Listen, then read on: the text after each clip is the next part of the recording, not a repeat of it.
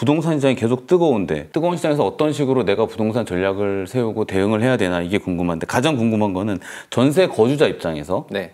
지금 최대한 대출 받아서 실거주용 주택을 구매하기에 지금 적절한 시기인가 이게 궁금합니다. 지금은 이미 가격이 다 떴기 때문에 그리고 아까 말씀드렸지만 5분위, 4분위는 가격이 상승했지만 3분위 이하는 가격이 오르지 않았기 때문에 만약에 전세입자가 자가주거를 위해 가지고 집을 사는데 서울 3분위 이하다, 즉 12억 이하 주택이다. 그리고 경기도 4분위 이하다, 경기도에서 8억 이하 주택이다. 그렇다면 주택 가격이 안 올랐잖아요. 네. 안 올랐고 자기 전세 만기가 됐고 자기가 집 살 생각이 있다면 집 사시면 돼요. 그런데 집을 사는 건 아까도 말씀드렸지만은 가격 상승이 마케팅이니까 질문들, 만약에 그 대상이 서울 5분위 주택이거나 4분위 주택이다, 아니면 경기도 5분위 주택이다. 그렇다면 가격이 이미 지난 5월, 6월 약 2개월간의 상승과 연초 2, 3월의 상승으로 가격이 실거래가 기준으로는 그냥 다 20%씩 이상씩 다 올랐잖아요. 그럼 20% 이상씩 다 올랐고 대출 규제가 나올 건데 이거를 따라서 하냐? 그거는 아니겠죠. 타임리하게 보자면은. 근데 종합적으로 해석해 보면은 서울 5분위, 4분위 주택, 아파트 해봐야 80만 호라는 거고요.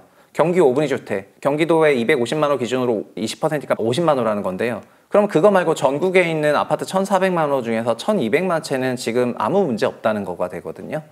그럼 1,200만 채는 문제 없고 위에 있는 250만 호 정도가 문제가 되는 건데 이거가 가격이 떴기 때문에 여기는 그냥 잠깐 횡보를 좀 기다리면 될 것 같고 나머지는 그냥 본인 판단하시면 됩니다. 그리고 전세 만기의 경우에는 전세로 집을 사실 생각이라면 전세를 들어가면 안 돼요. 무슨 얘기냐면 전세는 만기 때만 현금 유동성이 풀리는 이상한 구조이기 때문에 자기가 타임리하게 주택을 구입할 수 없지 않습니까? 그렇죠. 그렇다면 집을 살 생각이라면 왜 전세를 들어가는 걸까요? 그러니까 본인이 마켓 타이밍을 보려고 하는데 그 마켓 타이밍과 본인 임대차 타이밍은 안 맞을 가능성이 더 커요. 그죠. 이사 날짜도 결국에는 뭘 살려고 한다면 저희가 항상 유동성을 준비해놔야지 되는 것처럼 정말 집 살 생각이 이번 임대차 기간에 2+2년 4년에 집 살 생각이 있다면은 임차 거주를 월세 거주로 해야지 됩니다. 그래야지 다음 월세 거주가 들어오면서 바꿔서 나가는 거지. 전세는 지금 그 정도의 유동성을 단기간에 제공해 주지가 않거든요. 그래서 많은 분들이 본인 임대차 기간 만기 때 주택을 구입할까를 고민하시는데요. 저는 제 전세 만기 때 임대차 주택을 사야겠다 이런 생각 해본 적도 없고 진짜 집 살 생각일 때는 그냥 월세 살았습니다. 그래서 결국 마켓 타이밍을 보고 싶다면은 임대차 타이밍과 마켓 타이밍을 맞추려는 노력이 필요하고 그러려면은 임대차 전세를 산다는 거는 집 안 살 생각이니까 전세를 사는 거라고 생각을 하시는 게 좋겠습니다. 그렇진 않았는데. 네. 그러니까 많은 사람이 월세 살다가 전세 산 이유는 네. 그냥 소득이 모였고 그거를 전세에다가 소위 자산을 키핑해 두기 때문에 그렇죠. 자연스럽게 월 전 매매로 가는 이 주거 사다리가 존재하기 때문인데 근데 경험을 잘 떠올려 보시면은 전세 살다가 매매로 넘어가는 것이 까다롭단 말입니다. 전세 만기 때만 집을 거래해야 되고 그렇죠. 결국에는 마켓 타이밍과 무관하게 자기 임대차 만기 타이밍 때 행동해야 되니까 그게 만약에 5월인 사람은 매우 해피했는데 8월인 사람은 예를 들면 안 좋을 수도 있는 거 아닙니까? 그렇죠. 현재 기준으로 보자면은 그러니까는 그런 일들이 이제 비일비재하게 일어날 거기 때문에 전세가 자산을 키핑해두는 그런 특정한 자산군이라고 생각하시기보다는 그냥 얼마든지 월세 거주하면서 주택 거주를 노릴 수 있도록 유동성을 제공해 주는 것이 진짜 집을 사실 생각이라면 그렇게 하는 것이 훨씬 낫습니다. 재건축이 오랫동안 추진되고 있던 지역이나 아니면은 뭐 조합이 지금 막 만들어진 곳 이런 곳에 대한 매수. 그러니까는 가격 순서대로 매수하고 있다고 말씀드렸잖아요. 네. 재건축도 동일합니다. 결국 지금 현재 주택을 구입하는 가장 큰 주체는 소위 생애 최초 대출을 활용하는 사람들인데요. 그리고 정책 모기지를 받을 수 있는 신생아론을 활용한다거나 하는 이런 분들이 가장 수요가 많은 연령대다 보니까 주로 45세 이하, 소위 30대 후반부터 40대 초반의 그런 분들이라고 하겠습니다. 그리고 이런 분들이 그래서 20년이 걸려서 재건축이 되더라도 자기는 거기 들어가서 살 수 있다고 생각하는 거죠. 30대 분들은. 만약에 50대 분들한테 재건축 20년 걸리는데 재건축 사시겠습니까? 하면 잘 안 사거든요.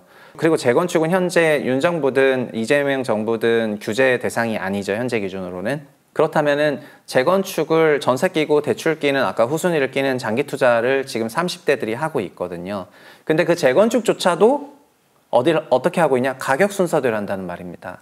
그래서 결국 5분위와 4분위가 올라가고 경기도 5분위가 올라간다는 거는 경기 5분위에는 판교와 같은 준신축도 있지만은 분당 같은 구축들이 있는데 분당이 오르는 거는 분당 재건축이 될 거라고 생각하고 투자 수요들이 들어가기 때문입니다. 작은 자본으로도 14억, 18억 이런 집을 사니까요. 2억 4천으로 12억짜리를 사고 3억으로 15억짜리를 사고 4억으로 그냥 18억짜리를 사니까 이제 이런 돈들이 고 레버리지로 분당으로 들어가는 것입니다. 그러면은 왜 일산으로 안 들어가냐? 일산은 순위가 그 밑에 있기 때문입니다. 가격대가 평균 6억에서 7억이기 때문에 경기 3분위에 해당이 돼요. 그러면 아직 거기까지 가는 강세장은 아니기 때문에 거긴 사지 않지만은 재건축을 분당을 사고 그리고 서울 안에서도 재건축 아파트 양천구 같은 데 사는 거잖아요. 가격대가 비슷하니까. 그래서 지금은 종전에는 신축을 샀다면은 지금은 신축과 재건축을 가격 순서대로 사는 거라고 말씀드리겠습니다. 국민편형이라고 하는 33평형보다 요즘에는 뭐 인구의 감소라든지 가계 구조의 변화 때문에 25평대가 더 투자에 효율적이다라는 부분의 명제들을 말하는 분들도 계시는데 네. 어떻게 보세요? 저는 그 얘기를 거의 한 7년 전부터 했는데요. 그리고 34평 국민평형에 대해서 사실 기준도 없었잖아요. 그렇죠. 그냥 박정희 시대 때 만들어진 그 평면이고 85제곱미터라는 말도 안 되는, 그러니까 그 당시 이제 우상화 과정에서 그런 것들이 만들어졌다고 저는 생각하는데, OECD가 그 제공하는 1인당 평균 주거 면적은 한 명당 40제곱미터를 가지고 있습니다. 그래서 1인 주거라면은 40제곱미터 언저리가 되는 거고요. 2인 주거라면은 80제곱미터 언저리가 되는 것입니다. 근데 80제곱미터라는 거는 59제곱미터의 발코니 확장을 한 아파트 평면이 85제곱미터가 나오니까 25평형 아파트가 2인에게 원래 가장 거주하기가 좋습니다. 그런데 한국의 80제곱미터의 주택 평형은 아파트다 보니까 3베이로 빠지고 방 3개가 빠져요. 그리고 그 다음 전용 면적 85제곱미터는 발코니 확장을 하면은 서울은 110까지 올라가고 경기도는 115까지 올라가잖아요. 3면 확장이 되는 지역도 있으니까. 근데 그러면은 120 언저리 그 제곱미터는 3인 가족 거주에 적합한 지역이죠. 그런데 뭐가 문제냐면은 한국의 85제곱미터를 발코니 확장한 110제곱미터도 3베이의 판상형의 방 3개예요. 결국 80제곱미터든 110제곱미터든 그냥 3베이 방 3개거든요. 네. 그렇기 때문에 평면 구조적으로는 동일하고 그냥 포토샵에서 대각선 잡고 모서리 키운 거랑 똑같은 평면이 나오기 때문에 네, 똑같은 평면이 나오기 때문에 그 방의 개수가 주는 그 기능적인 부분을 25평이 34평 거를 잠식하고 있죠. 왜냐하면 25평이 더 싸기 때문에. 그래서 34평은 현재는 국민평형이지만은 25평에서도 얼마든지 충분히 생활할 수가 있고요. 그리고 그 다음 평형은 그럼 뭐냐면은 자연스럽게 원래는 120제곱미터가 3인 가족 이상이 거주해야 되는 평면인데 결국은 방의 개수가 하나 더 늘어나야지 되거든요. 근데 한국의 방 개수가 4개인 평면은 전용 면적 85제곱미터가 아니라 전용 95에서 105제곱미터고 공급 면적은 130제곱미터 언저리인 소위 45평형이고 요즘엔 이게 축소돼가지고 38평형이 나오는데 이 38평형부터 방 4개가 코너 자리를 차지하고 있거나 아니면 판상형으로 방 4개가 빠지는 이런 방식으로 평면이 나오거든요. 결국 방 개수가 1개냐, 2개냐, 3개냐, 4개냐에 봤을 때 방 3개는 25평, 34평 둘 다 공급하고 있기 때문에 34평이 훨씬 살기 편한 건 맞지만은 그럼에도 불구하고 25평도 34평이랑 동등한 평면인데 못 사는 건 아니게 되는 거거든요. 그렇죠. 그리고 주택가격이 기본적으로 올라갔으니까 그래서 34평을 못 사는 것도 있는 거고요. 결국 지금은 25평이 앞으로 수년간은 대세평형이 될 거라고 생각하고, 저는 여기서 뭐라고 말씀드리고 싶냐면은 제가 만약에 그냥 평형 구분없이 집을 산다면은 지금 막 1인 가구, 2인 가구라고 얘기를 하지만은 인간의 주거 면적은 계속해서 늘어왔어요.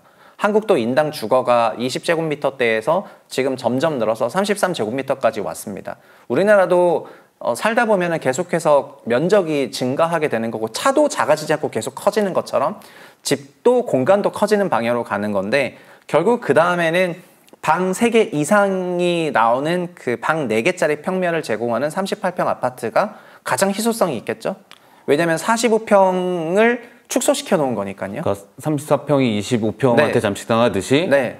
45평보다는 38평대를 지어서 방 4개를 만들어 준다면은 그거에 대한 밸류는 되게 올라갈 거거든요. 일단 여기는 34평에서 온 사람도 다 수용할 수가 있고 45에서 오는 사람도 전부 수용할 수가 있기 때문에 38평대 아파트 평면이 잘 만들어진다면은 굉장히 좋을 것 같습니다. 그래서 사실 우리나라가 전용 59, 전용 84가 가다가 최근 전용 70제곱미터가 굉장히 많이 나오고 있는데 이게 소위 29평짜리 아파트가 되는 겁니다.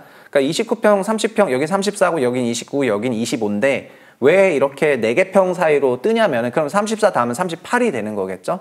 그래서 70제곱미터 중심에 29평대가 뜨고 34평 다음에 34평, 38평이 이제 수요가 많이 올라가는 그런 구간이라고 생각을 하고 있고, 그래서 그냥 뭐 지역 사는 것도 이런 것도 다 중요한데 결국 더 미시적으로 들어가서 평형을 고른다고 한다면은 저라면은 70제곱미터 전용 70이거나 전용 그러니까 29평이나 38평 이런 앞으로 희소성이 높아지는 그런 평면에 관심 많이 가질 것 같습니다. 저는 이런 얘기를 한 지 벌써 7, 8년 넘었어요. 그럼 네. 그렇게 대표님 생각하시는 것처럼 되면 그쪽 부분에 대한 투자 수익이나 기대 수익도 더 그쪽이 더 높다고 보는 거겠네요? 네, 근데 제가 이 얘기를 하게 된 맥락은 한국은 1인 가구 거주하는 40제곱미터 아파트가 없기 때문에 모든 주택 시장의 문제가 여기서부터 나오고 있다고 생각을 하고 있습니다. 사실 아파트로 되었기 때문에 40제곱미터 면적이 없는 건데 현재 아파트는 전용 59인 80제곱미터에서 보통 시작을 하지 않습니까?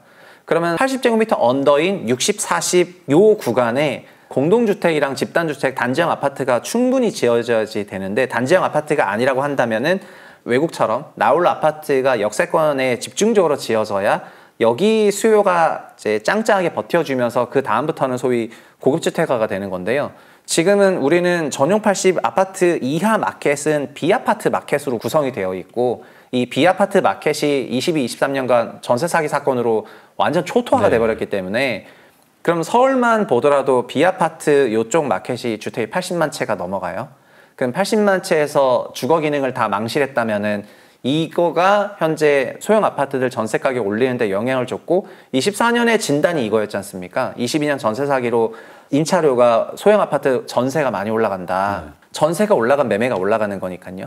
그래서 이런 상황이 한국에 미시적으로 이미 나타나고 있거든요. 그래서 지금 막 그냥 막연하게 서울에 재건축 활성화시켜가지고 도심의 주택 공급 늘리면은 공급 효과로 주택 가격이 안정화되고 이거는 다 헛소리에 가깝고요. 서울에 재건축을 하면 할수록 주택 가격은 더 폭등하는 그런 구조를 가지고 있다는 걸 저희가 다 알고 있지 않습니까? 서초구가 재건축 제일 많이 올랐고 강남구 2번째 올랐고 강동구 주공아파트에서 재건축 다 했는데 다 3배씩 떴고 지금 양천구 목동아파트 14개 단지가 재건축 될 거라고 하니까 주택가격 오르고 있지 않습니까? 그리고 강북 지역에 재개발돼서 전부 주택가격이 올랐고 결국 구도심에 전용 80제곱미터가 넘어가는 그런 가계소득 5분위, 4분위 사람들이 사는 집이 계속해서 신축으로 공급이 된다면은 그러면 주거환경 개선이랑 상품가치 개선으로 주택가격 올라가는 거고요. 지금은 그 밑에 있는 그 소위 주거사다리 끝단부에 있는 사람들이 살고 있는 집에서 5만 전세 사기 사건으로 이쪽이 완전 다 망실돼 버렸기 때문에 여기가 없어져서 실질적 주택이 축소된 상태거든요. 실질적으로 주택이 줄어든 상태다? 네. 그래서 이쪽 공급이 정말 광범위하게 일어나야지 일단 기본적으로 주택시장 안정을 논의할 수가 있을 것 같아요. 그래서 고가주택 재건축하는 걸 막자 이런 것이 아니라 고가주택 재건축을 하면 되는데요. 고가주택 재건축을 한다 손 치더라도 주택시장 안정화 될 일은 전혀 없고 그래서 그냥 이런 주택이 없다. 그런 맥락에서 제가 인당 제곱미터랑 한국에 없는 주거 유형이랑 그런 거를 얘기를 하면서 이런 것들이 나온 것입니다. 그럼 공급하려면 지금 대표님 말씀하신 그런 유형의 주택들이 많이 공급이 돼야지 해결의 기미가 보인다는 맞습니다. 거죠? 역세권 1인 가구가 거주하는 외국식 그냥 나홀로 아파트가 매우 필요합니다. 그리고 주상복합처럼 이제 밑에 3계층, 4계층 정도는 여러 상업시설을 둬가지고 한 동짜리 건물로 이제 처리를 하면 충분히 될 것 같습니다. 주차 문제를 그리고 주차도 결국은 차를 사고 가정을 만들고 하기 위해서 그때는 좀 큰 집으로 이사 가야 되고 하는 이런 이슈가 생기기 때문에 주차에 너무 개의치 않고 이런 거를 집중적으로 그냥 몇만 채가 아니라 수십만 채를 쏟아부을 생각으로 주택 공급을 역세권 중심으로 하게 된다면 주거시장 안정화될 것 같습니다. 작년 말까지만 해도 폭락, 부동산 시장 폭락이다 이렇게 네. 말씀하시는 전문가분들도 많으셨고 네. 이런 매매가 하락에 대한 언급이 지속돼 왔는데 실제로 그런 하락이 발생하려면 어느 조건, 어떤 배경이 갖춰져야지 그런 일이 발생할까요? 네, 그건 너무나 명징한데 결국 대장주가 꺾여야죠. 마켓이 부러지는 과정은 저희가 22년 하반기도 다 경험했지 않습니까? 22년 하반기에는 강남 서초고 할 것 없이 마켓이 다 부러졌습니다. 그리고 서울 지금 올라가는 4분위 지역이요. 마포, 성동, 강동 다 무너졌잖아요. 결국에는 대장주가 무너져야 그 마켓이 무너지는 것입니다. 그래서 서울 실거래 지수가 22년 6월부터 23년 1월까지 마이너스 실거래, 그러니까 지수가 마이너스 22%가 났어요. 그러면 지수 마이너스 22%가 나는 그런 단기 하락장은 그 당시가 처음이었고요. 무너질 땐 그래서 다 무너지고 회복은 높은 순서로 하는 거죠. 그렇다면은 시장이 안정화된다는 건 뭘까? 그럼 초고가 지역이 안정화된다는 것을 의미합니다. 초고가 지역이 안정화가 돼야지 나머지 지역들도 갭상승을 하지 않고 제자리를 지키는 거가 되는 거거든요. 그러면 초고가 지역이 안정화되기 위해선 뭘 해야 되냐? 결국 기본적으로 수요 공급 관리가 되어야 되는데 초고가 주택으로 가면 갈수록 일부 수요 공급이라는 미시적인 균형 관계를 벗어나서 소위 미술품이나 예술품이나 사치품이 거래되는 말 그대로 그냥 프라이싱 레벨로 넘어가는 주택들이 있습니다. 소위 요새 트로피 아파트라고 불리는 놈들이 되겠습니다.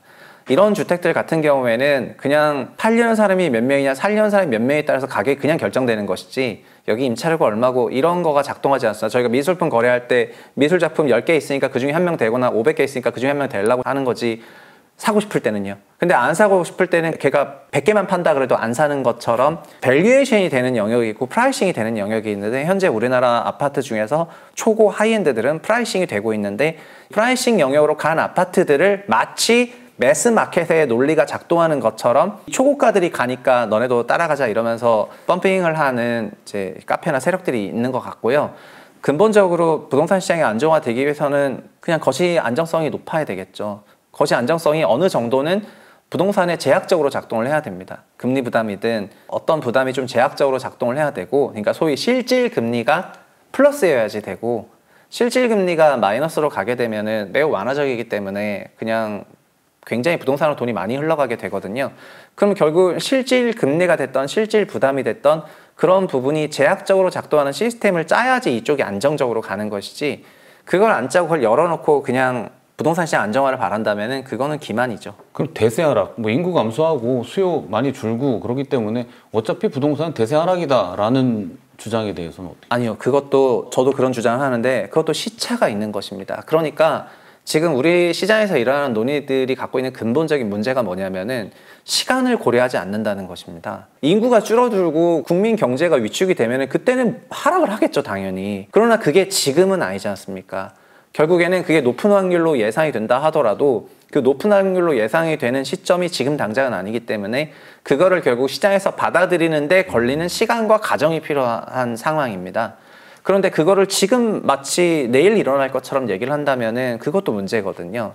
결국에 우리나라가 현재 기준의 출산율과 그리고 지금 기준의 생산성 개선 정도로는 2030년대 중반부터 갔을 때는 0%대 실질 성장률을 피할 수가 없어 보이고, 네. 그리고 0%가 아니라 그 이후부터는 우리나라 전반적인 재정이 다 마이너스로 갈 것 같거든요. 연금부터 시작해가지고 건보가 2030년 전후로 1년에 20몇 조씩 적자가 나니까요. 그러면은 한국의 채권금리가 매우 튈 것 같은데, 우리나라 채권금리가 그렇게 튀었을 때 우리 내수와 민생과 수출로 그거를 커버할 수 있는 세수 유입이 있어 보이냐? 그것도 아니로 보여요. 그렇기 때문에 지금 그 위기가 온 건 아닙니다. 그렇지만 그게 올 거라고 생각을 하니까 장기적인 플랜을 세우셔야 되는 분들한테는 자산 배분 같은 거를 얘기하는 거가 되는 거고요. 그런데 이런 거를 내일 일어날 것처럼 하락하니까 절대 사지 마라, 오늘 막 이렇게 얘기할 필요는 없다고 생각합니다. 어제 유튜브에 글을 하나 올리셨는데 부동산 시장을 홀짝 게임으로 바라보는 게 문제다, 이런 네. 주제로 저는 읽었습니다. 네네. 이게 어떤 의미를 가지시는 네. 건지. 왜냐면 이재명 정부 때 부동산 상승합니까 하락합니까 이런 류의 질문들이 제가 벌써 새 정부 되고 나서도 한 50번 받은 것 같은데 그게 홀짝이라고 생각을 합니다. 시장은 상승하는 지역도 있고 하락하는 지역도 있습니다. 그리고 그 상승이 구조적인 상승인지 소위 그냥 단기 상승인지, 하락도 구조적인 하락인지 단기 하락인지를 논의를 해야지 되겠고요.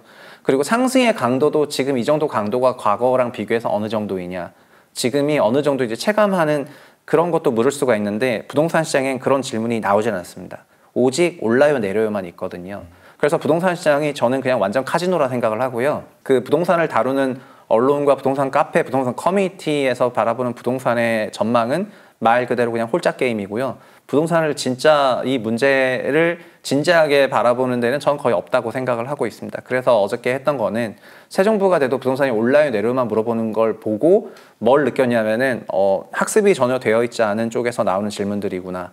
그 다음에 부동산을 여전히 홀짝 게임으로 바라보는 유흥의 대상으로 바라보고 있다라는 점에서 결국 이 부동산의 투자도 있지만 이게 100% 주식이 아니잖아요. 그렇죠. 주거가 담겨 있는 건데 사람 주거가 담겨 있는 걸 이렇게 홀짝으로 바라볼 정도의 그 진정성 없음에 진절이 쳐지는 거고요.